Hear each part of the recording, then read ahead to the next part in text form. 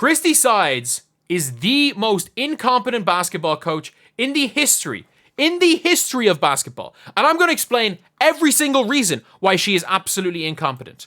She is completely incompetent as a coach. And if she is in a job tomorrow, the GM should be fired for keeping her in a job. If the GM's not fired, I'm sure I'm going to speak on that angry. If the GM's not fired, then the owner should be forced to sell the team because there's something wrong here. There's something fishy. There is something fishy. There's something very, very fishy going on. If she's still in this job. She is the worst coach I've ever seen. And they won. They won. That's the worst part about this. That is the worst part about this is they won. They won, and it was still an embarrassment to the sport of basketball. She is an embarrassment to the sport of basketball. She is an embarrassment to this professional basketball league. She is an embarrassment. If you're the owner of this franchise, she is an embarrassment to your franchise. She is embarrassing. And by the way, she came in, you know how she came into the game? She came into the game by throwing one of her players under the bus. That is how she came into the game today. She threw one of her players under the bus. That's how she came into the game.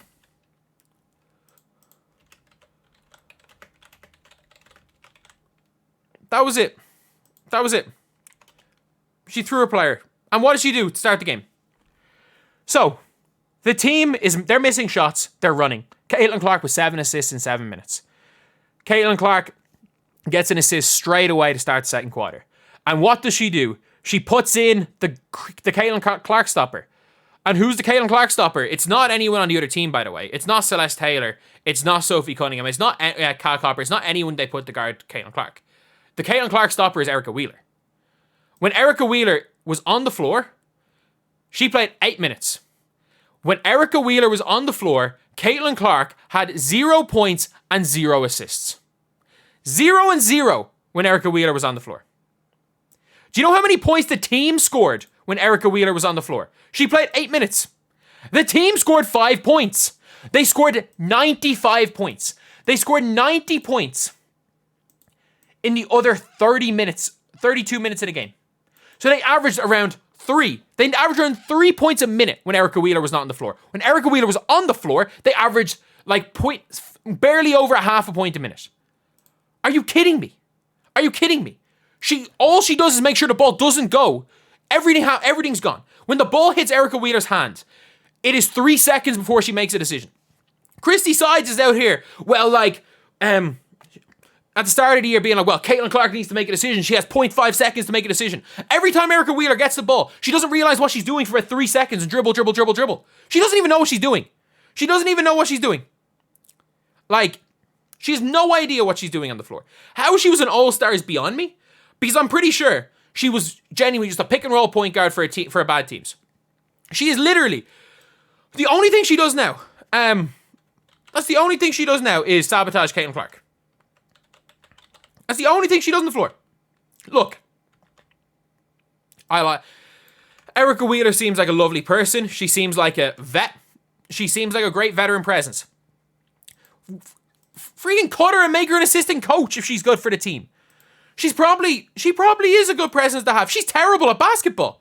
I'm sorry. She's absolutely terrible at basketball. And that is not even the worst part about Christie Sides. So the reason why the lead was blown is because the Fever, if you watch back in this game, the Mercury, what they decided to do was play an elementary school 2-1-2 zone.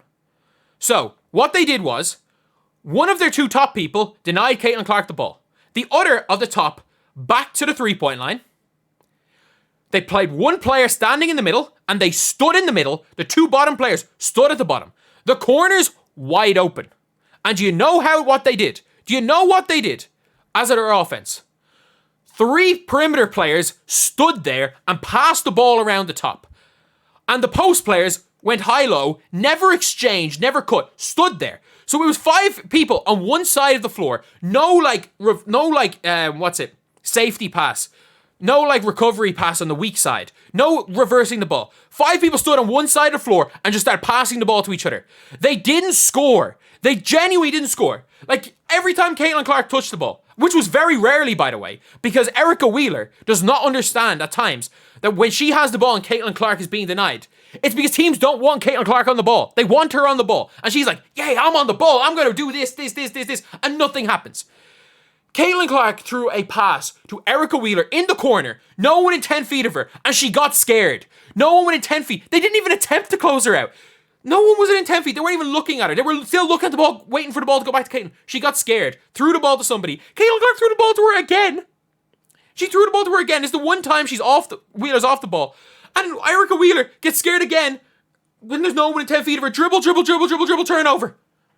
Like, this is crazy. And the worst part is how to beat a crappy 2-1-2 zone. You don't match up to it in a 2-1-2. Anyone who knows the first thing about playing against a zone defense, if they are in a 2-1-2, you do not match up 2-1-2, especially if there's no cutting, no moving. And that is what they did. They literally matched up in 2 players on the top, 1 in the corner, 1 on the middle, and 1 in the low.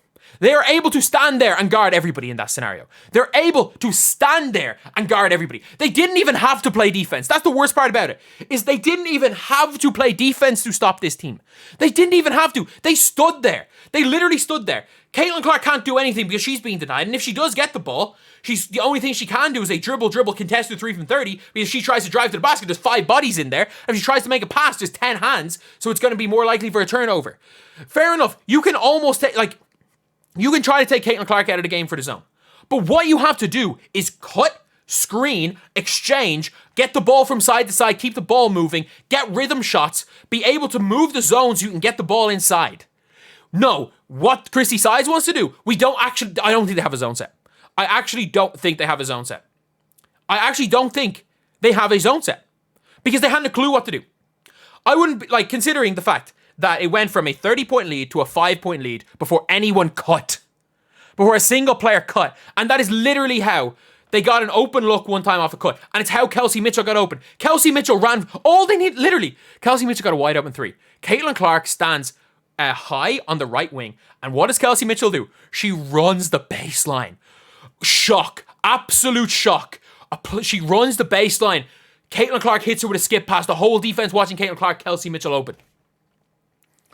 Wow. Who would have ever guessed? Wow. Cut. A cut is going to win. A cut can beat a zone. We saw a screen then the next play. The next play they scored, we saw a screen on the zone. I would like to know which assistant coach or which player took the board and said, this is what we're doing. I want to know who did that because it was not Christie Sides. Because if that was Christie Sides, she wouldn't have let them go on a 25 run. From down 30 to down 5. She wouldn't have let a 25-point swing happen if she knew how to coach against the zone. So she did not draw that up. I want to know whoever that is. Whichever player or assistant coach actually drew up a zone play is the real MVP of this game. Because I'm sorry, you can literally put the best NBA team against a college team.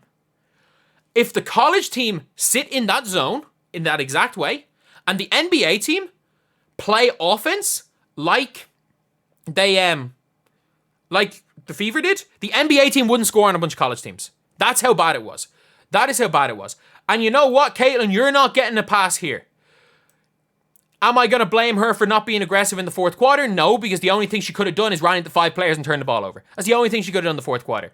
You want to know why? I'm blaming you. You got to be the leader of this team. You got to pull in your players, and we can see in Caitlin Clark's faces during timeouts. Your coach is incompetent. We've seen so many. Caitlin, get your whole team in. You get your whole team in. She can't take us all off. We're winning this game. She's not going to take us all off. Screw her. We're winning this game. I'm blaming you for that, Caitlin. You have the power to do that. You are that good of a player. And your teammates know you are that good of a player.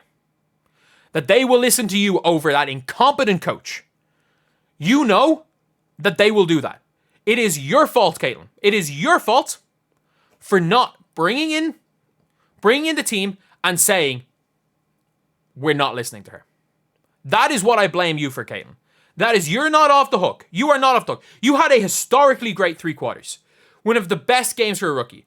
I don't even care that she's a rookie. Then if it's not Caitlin Clark's fault, then it is her fault. Because look, Alyssa Smith's not going to be smart enough to call anything. Neither is Kelsey Mitchell. Kelsey Mitchell's a gunner. Then it's your fault. If you don't want to blame Caitlin Clark for listening to Christie sides, blame Aaliyah Boston if she's the leader of this team. Blame Temi Fagbenle. I know she didn't play today. Oh my God, thank you so much for $22. Thank you so much. Blame Temi Fagbenle. If she's the vet of the team, whoever you think is the leader of this team, blame the leader of this team for listening to the incompetent Christie sides. For not running her out, by the way. For not refusing to play. Refuse to show up. Stage a mutiny. Do something. She threw Alyssa Smith under the bus. She has done nothing but throw you guys under the bus for the entire season because she is incompetent and she is refusing to have any sort of negative thing about her be spread when she is in fact the worst coach in professional sports. She is an absolute embarrassment to the sport of basketball. And I'm sorry, stage a damn mutiny. Every one of you guys. Unless your name is Erica Wheeler. Heck, even Christy Wallace deserved to play today. How she didn't play is beyond me. She deserves some minutes. When people were saying we didn't want her to start, we didn't want her playing 30 minutes. We didn't want her playing 30, but we didn't say play her 0 minutes. And they keep playing Erica Wheeler. Damiris Dantas looked like she didn't know how to play basketball today. Again, she had one good game, but for 4 over 5 games, she's looked like she doesn't know how to play basketball. Christie sides, you are incompetent. You should have been fired yesterday. The best time to fire Christie sides was before the season started. The best time, is probably right now. And I'm telling you guys, tomorrow is the next best time. And if she's not fired tomorrow, the next best time is the day after that. Because you cannot have this coach coming in after the Olympics. You can't. You just can't. Whether it's you, Caitlin, whether it's you, Aaliyah, or whether it's you, Temi, one of you's take over as de facto coach. Heck, running no offense, by the way. Running literally scrimmage ball. If they ran pickup ball, they'd be better than this. If this team did not listen to Christie sides and just said, and didn't even put in plays, they're just saying, everyone just make reads. Let's play pickup ball. Someone saying, who should we replace Christie sides with? You see the person sitting behind her in the bench. Yeah, not in the coaching staff, just a fan. I don't know what his or her name is. It could be a kid. I don't know. I don't really care. Literally, pick a random person from the crowd. You know when they have competitions to come down on the court and shoot a shot and they call it a seat number? That you should do that. You should have a raffle for a seat number, and whatever seat number comes out, they're now the coach of the Fever. They don't get to just come on and shoot the half court shot. They're now the coach of the Fever. I think that's what should happen. Thank you for the $20. Really appreciate it. Thank you for the $5 towards the mutiny. Thank you. And obviously, if you guys think Christie sides should be fired, please go and subscribe to this channel. If you think she should be fired, that'd be greatly appreciated. But she is the worst coach in professional sports. She's an embarrassment to this team. Lynn Dunn, you are an embarrassment as well. Look, Lynn Dunn, you probably are going to be a Hall of Famer. But right now, by keeping her in a job, you are an embarrassment to the sport of basketball. And whatever the name of the owner of the Fever is, you're also an embarrassment to the sport of basketball. By keeping this absolute income. She's not even a nice person. Erica Wheeler, I'll give Erica Wheeler a little bit of leeway. Because she is she seems to be a really nice person. As bad as she seems to be a really nice person. She's a good vet. You don't even seem to be a nice person. You're throwing your team under the bus. You're throwing your young players under the bus. How are they meant to trust you? How are they meant to play for you? You should have been fired yesterday. You being in a job right now, you still being in a job at this point is an embarrassment to the sport of basketball. Oh my God.